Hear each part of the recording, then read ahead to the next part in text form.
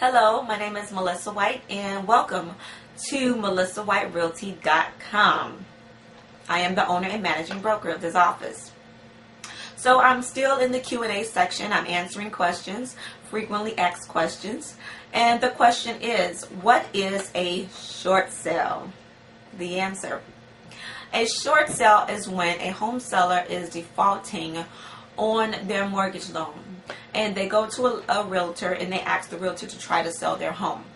The realtor turns around and they go to the mortgage lender and try to negotiate a short sale for the property. And the lender decides, okay, fine, they agree to do a short sale. And let's say, for example, your home, you owe $200,000 on your existing mortgage. And so the realtor goes to the mortgage lender and explain, okay, well, we know that they owe $200,000, but we're trying to sell the property, try to forego the foreclosure process, and we're asking to do a short sale. We're asking to reduce the loan amount so that we can have a quicker sale. The mortgage lender then decides yes or no. It is totally the discretion of the lender. It is not up to the realtor or the home seller. So then the mortgage lender comes back and say, okay, we will agree to a short sale, but we want $150,000, point blank. And so then the realtor will put the house on the market for $150,000 and will market it as a short sale, price to sell, no negotiations whatsoever. Okay, so basically a short sale is when, like I said, the mortgage lender agrees to lessen the original loan amount so that the home seller can try to sell the property quicker. You may ask, why would a mortgage lender do this? Well, there are a number of different reasons. One being that if the home seller is defaulting on the mortgage, regardless of what's happening, the mortgage lender needs a new buyer. So whether they do it now through the short sale or later through the foreclosure, they need a new buyer. And so it just makes sense to try to get the buyer up front. Because if it doesn't happen up front, then definitely they can try again after the foreclosure has gone forth, and they don't have to put it back on the market regardless to try to get a new buyer in the house so that the money can keep coming in. They don't want the house just to sit on the market just empty and to be abandoned. That's not good business. So you may ask, if you're a home seller, what happened to the other $50,000? Well, if I owed $200,000 and now they've reduced the loan amount to $150,000, what happens to the other $50,000? Well, you may say, is this going to go on my credit report? What happened? Do I have to repay this amount? What's going on? Well, basically, what happens, a majority of time, I will say, the mortgage lender will forgive that additional loan amount that they've reduced, that space, that $50,000. They will forgive that if your client is in a legitimate hardship situation. Maybe. It is totally the discretion of the mortgage lender. Okay. So, and then you have to be able to prove that you're in a hardship situation. First and foremost, they're going to ask for a hardship letter. Your realtor should be able to help you, should be able to give you examples on how to write a letter. They can't write it for you, but they can give you examples of how to write a hardship letter. If you go on my website, you should see examples of writing a hardship letter there. Also, they're going to need documentations. If you were laid off from work, they're going to, want to see that. If there was a death in the family, they're going to want proof of that. Anything that causes hardship, they need proof. And again, it's totally up to the discretion of the mortgage lender.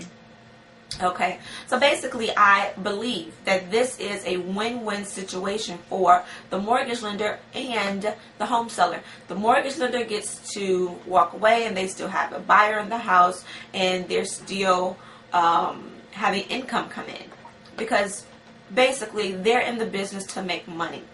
Okay, so regardless of who's paying it, if it's the home seller or if it's a new buyer, they're looking for someone to secure that loan.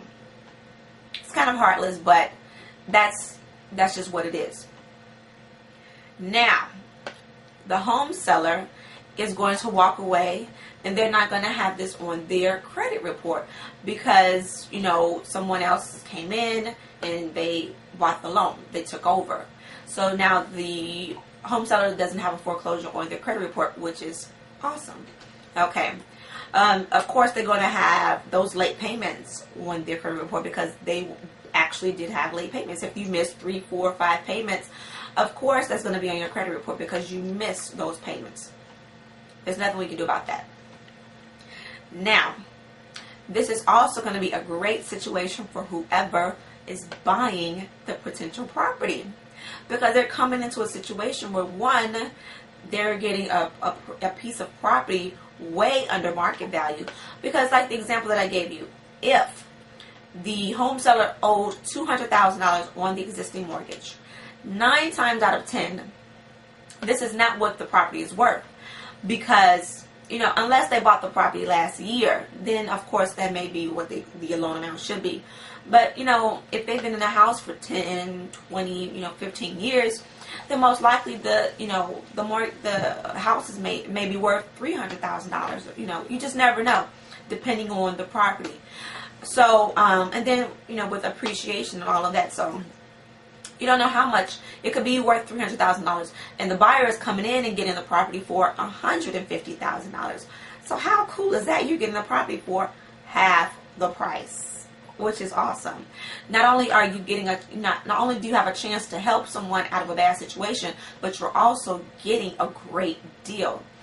Another great thing for the buyer is that when you're getting a pre-foreclosure, the seller is still in the home. So that means you're able to get all of the disclosures. You're able to ask the seller about the roof and the plumbing and the furnace and the water heater and all those things that you wouldn't be able to ask if it was just another foreclosed vacant property on the market. Because, you know, as we know, if you've ever been out there looking at foreclosed properties that's already vacant, the bank doesn't give you any type of disclosures or history on the property. They just says as is. No disclosures. But with the home seller still in a property, you still are able to get, you know, all of the information, the history on the property, which is great. And that's what you want. Okay, so it's a win-win situation for everyone involved. The home seller didn't abandon their home. They get to walk away. The mortgage lender is, you know, content because they have a new buyer. And the buyer is content because now they have a great story to tell at all of their, you know, family gatherings and holiday situations. They're going to always tell when people come up, oh my goodness, I got such a great deal in this house. And they have a great story to tell. So who doesn't like that?